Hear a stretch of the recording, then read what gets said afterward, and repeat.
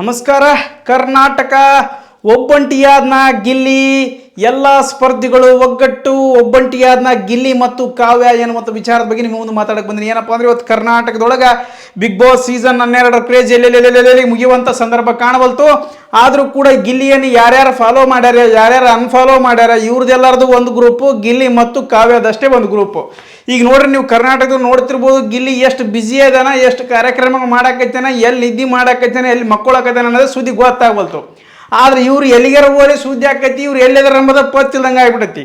ಯಾವುದೇ ಸೀಸನ್ ಆಗಲಿ, ಯಾವುದೇ ಬಿಗ್ ಬಾಸ್ ಸೀಸನ್ ಆಗಲಿ, ಯಾವುದೇ ಭಾಷೆ ಒಳಗಾಗಲಿ, ಯಾರ ಗೆದ್ದಿರಲಿ, ಎಷ್ಟು ಕ್ರೇಜ್ ಇರಲಿ, ಅವ್ರದ್ದು ಏನಿಲ್ಲಪ್ಪ, ಹಬ್ಬ 15 ದಿನ 20 ದಿನ ಒಂದು ತಿಂಗಳ ತನಕ ಅಲ್ಲಿ ಕರಿತಿದ್ರು, ಅಲ್ಲಿ ಹೋಗ್ತಿದ್ರು, ಏನೋ ಗಿಚ್ಚಿ ಕಾರ್ಯಕ್ರಮ ಮಾಡ್ತಿದ್ರೆ, ನಡೆ ನಿಮ್ಮ ತಿಳ್ಕೊಂಡು ಬದ್ಕೊಂಡು ಹೋಗ್ಬಿಡ್ತಿದ್ರು ಅತ್ತಾಗ.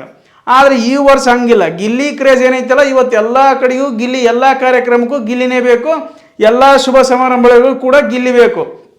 ಕಟಿಂಗ್ ಶಾಪ್ ಓಪನ್ ಮಾಡಕ್ಕೆ ಗಿಲ್ಲಿ ಬೇಕು, ಬಟ್ಟೆ ಅಂಗಡಿ ಉದ್ಘಾಟನೆ ಮಾಡಕ್ಕೆ ಗಿಲ್ಲಿ ಬೇಕು, ದೊಡ್ಡ ದೊಡ್ಡ ರಾಜಕಾರಣಿಗಳ ಹುಟ್ಟುಹಬ್ಬಕ್ಕೆ ಗಿಲ್ಲಿ ಬೇಕು, ದೊಡ್ಡ ದೊಡ್ಡ ಸಿನಿಮಾ ಕಾರ್ಯಕ್ರಮಕ್ಕೂ ಗಿಲ್ಲಿ ಬೇಕು, ದೊಡ್ಡ ದೊಡ್ಡ ಮಾಲ್ಗಳ ಕಾರ್ಯಕ್ರಮಕ್ಕೂ ಗಿಲ್ಲಿ ಬೇಕು, ಎಲ್ಲ ಕಡೆಗೂ ಕೂಡ ಗಿಲ್ಲಿ ಬೇಕು.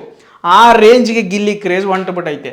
ಆದ್ರೆ ಈ ಕ್ರೇಜ್ ನೋಡಿ ಹೊಟ್ಟೆ ಉರ್ಕೊಂಡಂತಹ ಅಶ್ವಿನಿ ಗೌಡ, ಧನುಷ್ ಗೌಡ, ಮ್ಯೂಟೆಂಟ್ ರಘು, ಅಭಿಷೇಕ್, ಶ್ರೀಕಾಂತ್ ಮತ್ತು ಇನ್ನಿತರ ಎಲ್ಲರೂ ಉಳಿದಂಥ ಸ್ಪರ್ಧಿಗಳು, ಕೆಲವೊಬ್ರು ಅಲ್ಲೊಬ್ರು ಯಾರೋ ಉರ್ಕೊಂಡಿಲ್ಲ. ಅವ್ನು ಡಾಗ್ ಸತೀಶ್ ಅಂತ ಎಲ್ಲಿ ಹೋದ್ರೂ ಗಿಲ್ಲಿ ಬಗ್ಗೆ ಬರೀ ನೆಗೆಟಿವ್ ಮಾತಾಡ್ತಿರ್ತಾನ. ಅವನಿಗೆ ಡಾಗ್ ಅಂತ ಹೆಸರಿಟ್ಟದ್ದು ಭಾಳ ಒಳ್ಳೆಯ ಕೆಲಸ ಮಾಡಿರಿ. ನಾಯಿ ಬೊಗಳ್ತಾನೆ ಇರ್ತದೆ, ಬೊಗಳ ನಾಯಿ ಯಾವತ್ತು ಕಚ್ಚಂಗಿಲ್ಲ, ಬೊಗಳ್ತಾನೆ ಇರಲ್ಲ ಆ ನಾಯಿ ಅಂತೇಳಿ ಅದ್ರ ಬಗ್ಗೆ ತಲೆನೇ ಕೆಡಿಸ್ಕೊಳ್ಳೋದು ಬೇಡ. ಬಟ್ ಈಗ ಏನಪ್ಪ ಅಂದ್ರೆ ವಿಚಾರ, ಹೊಸ ವಿಚಾರ. ಇವ್ರು ಏನು ಮಾಡಾಕತ್ತಾರ, ಎಲ್ಲ ಬಿಗ್ ಬಾಸ್ ಸ್ಪರ್ಧಿಗಳು ಏನು ಮಾಡಾಕತ್ತಾರ, ಗಿಲ್ಲಿ ಏನು ಮಾಡಾಕತ್ತಾನ, ಈ ಗಿಲ್ಲಿ ಬ್ಯುಸಿ ಅದಾನ ಅಥವಾ ಈ ಸ್ಪರ್ಧಿಗಳು ಎಲ್ಲರೂ ಬ್ಯುಸಿ ಅದಾರ ಅಂತಕ್ಕಂಥದ್ದು ಕೆಲವೊಂದು ಸಾಕ್ಷಿಗಳ ಮುಖಾಂತರ ನಿಮಗೆ ಕೊಡ್ತೀನಿ. ಏನಪ್ಪ ಅಂತಂದ್ರೆ, ಇವತ್ತಿಗಾಗಲೇ big Boss season 12 ಸ್ಪರ್ಧಿಯಾಗಿದ್ದಂಥ Malu Nipnal ಕೂಡ ಫುಲ್ ಬ್ಯುಸಿ ಅದಾರ. ಅವ್ರು ಯಾವಾಗಲೂ ನಿಮ್ಗೆ ಗೊತ್ತು, ಇದಕ್ಕಿಂತ ಮುಂಚೆನೂ ಬ್ಯುಸಿ ಇರ್ತಿದ್ರು, ಈಗನೂ ಬ್ಯುಸಿ ಅದಾರ. ಅವ್ರದ್ದು ಒಂದೇ ವೃತ್ತಿ, ಜಾನಪದ ಹಾಡುಗಳನ್ನು ಹೊರ ತಗೊಂಬಂದು ಜನರಲ್ಲಿ ಒಂದು ಕ್ರೇಜನ್ನು ಹುಟ್ಟಿಸುವಂಥದ್ದು. ಉತ್ತರ ಕರ್ನಾಟಕದೊಳಗೆ ಆತಂದೇ ಆಗಿರ್ತಕ್ಕಂಥ ಅಭಿಮಾನಿ ಬಳಗ ಅದ, ಗಿಲಿ ಫ್ಯಾನ್ಸ್ ಫಾಲೋಯಿಂಗ್ ಆದ್ರೆ ಆತ ಏನಾರು ಹಾಡು ಮಾಡ್ಕೊಳ್ಳಿ, ಏನಾರು ಮಾಡ್ಕೊಳ್ಳಿ, ಒಟ್ಟಾತ ಒಂದು ಕೆಲಸದ ಮ್ಯಾಗ ಅದೇನ. ಬಿಗ್ ಬಾಸ್ ಮೇಲೆ, ಬಿಗ್ ಬಾಸ್ ನಂಬಿಕೊಂಡು ಬಿಗ್ ಬಾಸ್ ಬಂದ್ಮೇಲೆ ಏನು ಹೊಸದೇನು ಸೃಷ್ಟಿ ಮಾಡಿಲ್ಲ, ಹೊಸದೇನು ಕೆಳಗಿಳಿದಿಲ್ಲ. ಆತಂದು ಹೆಂಗೈತೆ ಫ್ಯಾನ್ ಕ್ರೇಜ್ ಅದು ಹಂಗೆ ಐತೆ. ಬಟ್ ಉಳಿದಂಥವ್ರು ಏನಿದಾರಲ್ಲ, ಈ ಬಿಗ್ ಬಾಸ್ ಬಂದ ಮ್ಯಾಗ ಏನು ದೊಡ್ಡ ಸಾಧನೆ ಅನ್ನಂಗೆ ತಿಳ್ಕೊಂಬಿಟ್ಟಿರ್ತಾರೆ ಇವರು. ಎಲ್ಲಿ ಹೋದ್ರು ಕ್ಯಾಮ್ರಾ ಹಿಡಿಯೋದು, ಎಲ್ಲಿ ಹೋದ್ರೆ ಹಂಗೆ ಮಾಡಿದ್, ಇಲ್ಲಿ ಹೋದ್ರೆ ಹಿಂಗೆ ಮಾಡಿದ್, ಏನು ಟಿಂಗ್ ಮಾಡಿ, ಟಿಸ್ಕ್ ಮಾಡಿ, ಟಿವ್ ಮಾಡಿದ್, ಏನೇನಿಲ್ಲ. ಏನೋ ಒಂದು ಆಲ್ಬಮ್ ಸಾಂಗ್ ಮಾಡ್ಬೋದು, ಒಂದು ಸಿನಿಮಾ ಮಾಡ್ಬೋದು, ಸೈಡ್ ಕ್ಯಾರೆಕ್ಟರ್ ಮಾಡ್ಬೋದು ಧಾರಾವಾಹಿದೊಳಗೆ, ಅದು ಬಿಟ್ಟರೆ ಏನು ಕಿಸೆದಂಗಿಲ್ಲ. ಆದ್ರೆ ಗಿಲ್ಲಿ ಕಿಸಿದಿದ್ದು ಮಾತ್ರ ಇಡೀ ಇತಿಹಾಸದೊಳಗೆ ಯಾವನೂ ಕಿಸೆದಂಗಿಲ್ಲ. ಆ ರೇಂಜ್ಗೆ ಗಿಲ್ಲಿ ಈ ವರ್ಷ ಕಿಸ್ದಾನ ಅಂತಕ್ಕಂಥದ್ದು ನನ್ನ ಅಭಿಪ್ರಾಯಪ್ಪ. ನೀವೇನೇನು ತಿಳ್ಕೊಂತೀರ ನನಗೆ ಗೊತ್ತಿಲ್ಲ. ಬಟ್ ನನ್ನ ವಿಚಾರ ಏನಪ್ಪ ಅಂದರೆ, ಗಿಲ್ಲಿ ಕ್ರೇಜ್ ಇವತ್ತಿಗೂ ಮುಗಿಯಂಗೆ ಕಾಣವಲ್ತು. ಏನಪ್ಪ ಅಂದರೆ, ಇದೇ ಸೆಪ್ಟೆಂಬರ್ ಇದೇ ಫೆಬ್ರವರಿ 28 ಶುಕ್ರವಾರ ದಿನದಂದು, ಅಂದ್ರೆ ನಾಳೆಗೆ ಶುಕ್ರವಾರ ದಿನದಂದು ಇವತ್ತು ಏನು ಕ್ರೇಜ್ ಐತಪ್ಪ ಅಂದರೆ, ಗಿಲ್ಲಿ BS ಯಡಿಯೂರಪ್ಪ, ಮಾಜಿ ಮುಖ್ಯಮಂತ್ರಿಗಳಾಗಿರ್ತಕ್ಕಂಥ BJP ಪಕ್ಷದ ನಿಷ್ಠಾವಂತ ಕಾರ್ಯಕರ್ತ BS ಯಡಿಯೂರಪ್ಪನವರು ಹುಟ್ಟುಹಬ್ಬದ ಪ್ರಯುಕ್ತವಾಗಿ ಗಿಲ್ಲಿ ಕಾರ್ಯಕ್ರಮ, ಸಂಗೀತ ಹಬ್ಬ ನಡೆಸಕ್ಕೆ ಹಚ್ಚಿಬಿಟ್ಟಾರ. ಗಿಲ್ಲಿನೇ ಪ್ರೆಸಿಡೆಂಟ್ ಅದ್ರೊಳಗೆ. ಗಿಲ್ಲಿ ಪ್ರೆಸಿಡೆಂಟ್ ಅಂದ್ರೆ ಮುಖ್ಯ ಅತಿಥಿ ಅಂತ ಅರ್ಥ. ಅನುಶ್ರೀ ಅವ್ರು ಆ್ಯಂಕರಿಂಗ್ ಮಾಡಕ್ಕೆ ಹಚ್ಚಾರ, ಅಶ್ವಿನಿ ಗೌಡ ಅವರು ಕೂಡ ಬರ್ತಾರಂತ ಸುದ್ದಿ ಆಗೈತೆ, ಗೊತ್ತಿಲ್ಲ ಎಷ್ಟು ಬರ್ತಾರೆ ಅಂತೇಳಿ. ಬಟ್ ಕಾವ್ಯ ಗಿಲ್ಲಿ ಮಾತ್ರ ಫಿಕ್ಸ್. ಗಿಲಿ ಎಲ್ಲ ಅಭಿಮಾನಿಗಳು ಕೂಡ ಕಾಯಕ್ಕೆ ಹಚ್ಚಿಬಿಟ್ರೆ, ಗಿಲ್ಲಿ ಕಾವ್ಯ ಅಂತೇಳಿ ಭಾಳ ಅಭಿಮಾನಿಗಳಿದ್ರೆ ಅವರೆಲ್ಲರೂ ಕೂಡ ಕಾಯಕ್ಕೆ ಹಚ್ಚಿಬಿಟ್ರೆ. ಬಟ್ ಇವ್ರದ್ದು ವಿಚಾರ ಏನಪ್ಪ, ಉಳಿದಂಥವ್ರದ್ದು ಈ ಮಾಳು ನಿಪ್ನಾಳು ಒಂದು ಹಾಡು ಮಾಡಕ್ಕೆ ಹಚ್ಚಾನ, ಕುಣಿಯುವೆ ಅಂತೇಳಿ.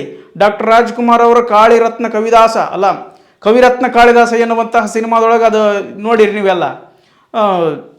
ಆ ಹಾಡನ್ನು ರಿಮೇಕ್ ಮಾಡ್ಯಾರ. ಅದನ್ನು ಒಂದು ಯಾವ ರೀತಿ ಒಳ್ಳೆಯ ಸಾಂಗು, ಒಂದು ಒಳ್ಳೆ ಕಣ್ಣು ಸೆಳೆಯುವಂತಹ ಒಂದು ಹಾಡು ಐತೆ ಅಂತ ನಾನು ಅನ್ಕೊಂಡಿನಿ. ಬಟ್ ಅದನ್ನು ಪ್ರಮೋಷನ್ ಮಾಡೋಕೆ ಇವರೆಲ್ಲರೂ ಕುಂತ್ಕೊಂಡಾರ. ಗಿಲ್ಲಿ ನೋಡ್ರಿ ಎಲ್ಲಿದನ, ದೊಡ್ಡವ್ರ ಕಾರ್ಯಕ್ರಮ ಇವರು ಮಾಡಾಕೈತಾರೆ, ಇವ್ರು ತಮ್ಮ ಸಪೋರ್ಟ್ ಮಾಡ್ಕೊಂತ ಕುಂತಾರೆ. ಅಂದ್ರೆ ಇದ್ರೊಳಗೆ ಗಿಲ್ಲಿ ಅದಾನ ಇಲ್ಲ ಅಂತಕ್ಕಂಥದ್ದು ಏನು ಪ್ರಶ್ನೆ ಅಲ್ಲ. ಬಟ್ ಇವರೆಲ್ಲರೂ ಕೂಡ ಒಂದು ಸ್ವಲ್ಪ ಒಗ್ಗಟ್ಟೈತಿ ಇವರಲ್ಲಿ. ಯಾಕೆ ಒಗ್ಗಟ್ಟೈತಪ್ಪ ಅಂದ್ರೆ, ನೀವು ನೋಡ್ಬೋದು ಗಿಲ್ಲಿ ಅಕೌಂಟ್ನ ಕೆಲವೊಬ್ರು ಫಾಲೋ ಮಾಡಿಲ್ಲ. ಯಾರ್ಯಾರು ಫಾಲೋ ಮಾಡಿಲ್ಲ ಅಂತಕ್ಕಂಥ ನಾನು ಹೇಳ್ತೀನಿ ಅವ್ರು ಎಷ್ಟು ಒಟ್ಟಿಗೆ ಇಚ್ಛೈತೆ ಅಂತೇಳಿ.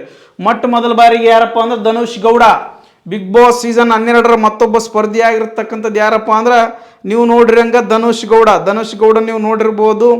ಆತ ಈಗ ಮಾಳು ನಿಪ್ನಾಳು ಕೂಡ ಫಾಲೋ ಮಾಡಿರ್ತಾರೆ ಧನುಷ್ ಗೌಡ ಅವರು. ಆದರೆ ಧನುಷ್ ಗೌಡ ಅವರು ಯಾಕೆ ಗಿಲ್ಲಿಯನ್ನು ಫಾಲೋ ಮಾಡಿಲ್ಲ ಅದ್ರ ಬಗ್ಗೆ ಚರ್ಚೆ ಮಾಡ್ತಕ್ಕಂಥ ವಿಷಯ. ಧನುಷ್ ಗೌಡ ನೋಡೋಕೆ ಹೋಗ್ರೆ ಫಸ್ಟ್ ತಗೊಂಡು ನೋಡ್ರಿ, ಅಲ್ಲಿ ಇರ್ತಕ್ಕಂಥದ್ದು ಎಲ್ಲ ನಾನು ಗಿಲ್ಲಿಯನ್ನು ಫಾಲೋ ಮಾಡೀನಿ, ಆಟೋಮೆಟಿಕ್ ನಾನು ಗಿಲ್ಲಿಯನ್ನು ಫಾಲೋ ಮಾಡೀನಿ ಅಂದ್ರೆ ಅವರು ಗಿಲ್ಲಿಯನ್ನು ಫಾಲೋ ಮಾಡೋಕೆ ಆಟೋಮೆಟಿಕ್ ತೋರ್ಸಕೈತಿ ಬಿಡ್ತದೆ. ಸೊ ಹಾಗಾಗಿ ನೇರವಾಗಿ ವಿಷಯಕ್ಕೆ ಬರಕತ್ತೀನಿ. ಇಲ್ಲಿ ನೋಡ್ರಿ, ಕಲರ್ಸ್ ಕನ್ನಡ, ಜಿ ಕನ್ನಡ, ಮಾಳು ನಿಪ್ನಾಳ್ ಸಿಂಗರ್, ಕಾವ್ಯ ಶೈವ, ಆಸಿಯಾ ಬೇಗಂ ಇಷ್ಟು ಮಂದಿನ ಮಾತ್ರ ಫಾಲೋ ಮಾಡಕತ್ತೀನಿ. ಪರಿಚಯಿತರಿದ್ದಾರೆ, ನಾನು ಫಾಲೋ ಮಾಡಿದವರನ್ನು ಅಷ್ಟು ಫಾಲೋ ಮಾಡಕತ್ತೀನಿ. ನಾನು ಗಿಲ್ಲಿ ನಟನ ಫಾಲೋ ಮಾಡಕತ್ತೀನಿ, ಅಲ್ಲಿ ತೋರಿಸ್ತಾ ಇಲ್ಲ. ಧನುಷ್ ಗೌಡ್ ಒಂದಿದು, ಧನುಷ್ ಗೌಡಿಗಿರುವಂಥದ್ದು ಫಾಲೋವರ್ಸ್ ಎಷ್ಟಪ್ಪ ಅಂತಂದ್ರೆ ಆತಗ ಎಷ್ಟು ಅದರ ಫಾಲೋವರ್ಸು, ಇದು ಮಾಳು ನಿಪ್ನಾಳ್ ಅವ್ರು ನೋಡಕೊಂಬ್ರಿ. ಮಾಳು ನಿಪ್ನಾಳ್ ಅವ್ರದ್ದು ಅಭಿಷೇಕ್ ಶ್ರೀಕಾಂತ್, ಇವರು ಕೂಡ ಬಿಗ್ ಬಾಸ್ನಲ್ಲಿ ಬದ್ದಂತಹ ಮತ್ತೊಬ್ಬ ಸ್ಪರ್ಧಿ. ಆದರೆ ಈತ ಕೂಡ ಗಿಲ್ಲಿ ನಟನನ್ನು ಫಾಲೋ ಮಾಡಿಲ್ಲ, ಫಾಲೋ ಮಾಡ್ತಾನೂ ಇಲ್ಲ. ಅದಾದ ನಂತರ ಮತ್ತಾರಪ್ಪ ಅಂದ್ರೆ ಮಾಳು ನಿಪ್ನಾಳ್ ಅನ್ನೋರು ಕೂಡ ಧನುಷ್ ಗೌಡ್ರನ್ನ ಫಾಲೋ ಮಾಡಕಚ್ಚಾರ, ಸೂರಜ್ ಸಿಂಗ್ನ ಫಾಲೋ ಮಾಡಕಚ್ಚಾರ, ಕಲರ್ಸ್ ಕನ್ನಡ ಫಾಲೋ ಮಾಡಕಚ್ಚಾರ, ದರ್ಶನ್ ರವ್ರನ್ನ ಫಾಲೋ ಮಾಡಕಚ್ಚಾರ, ರಕ್ಷಿತಾನು ಫಾಲೋ ಮಾಡಕಚ್ಚಾರ, ತೋರ್ಸಕಚ್ಚ ನೋಡ್ರಿ ಕೆಳಗೆ. ಬಟ್ ಗಿಲ್ಲಿಯನ್ನು ಮಾತ್ರ ಫಾಲೋ ಮಾಡಕತ್ತಿಲ್ಲ. ಯಾಕೋ ಏನು ಗೊತ್ತಿಲ್ಲ, ಅವ್ರ ಮನಸ್ಸಲ್ಲಿ ಏನೈತೆ ಅನ್ನೋದು ನನಗೆ ಗೊತ್ತಾಗತ್ತಿಲ್ಲ. ಅಶ್ವಿನಿ ಗೌಡ ಅವ್ರದ್ದು ಅಕೌಂಟ್ ಸಿಗುವಲ್ತು, ಸಿಕ್ಕರು ಕೂಡ ಅದರೊಳಗೆ ಸರಿಯಾಗಿ ಸ್ವಲ್ಪ ತೋರಿಸ್ತಾ ಇಲ್ಲ.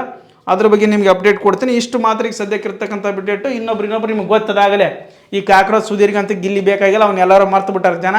ಈ ಡಾಗ್ ಸತೀಶ್ನಂತ ಈ ಕಾಂಟ್ರವರ್ಸಿ ಮಾಡ್ಕೊಂಡು ಅಡ್ಡಾಡ್ತಿರ್ತದೆ. ಇದ್ರ ಬಗ್ಗೆ ಯಾರು ತಲೆ ಕೆಡಿಸ್ಕೊಳಕ್ಕೆ ಹೋಗ್ಬೇಡ್ರೆ, ನಾಯಿ ಓದಿರ್ತದೆ ಅಂತ ಅವರೇ ಹೇಳ್ಬಿಟ್ಟಿನಿ. ಇನ್ನು ರಕ್ಷಿತಾನ ಒಂದು ಸ್ವಲ್ಪ ನೆನಪಿಟ್ಕೊಂಡ್ರೆ ಜನ.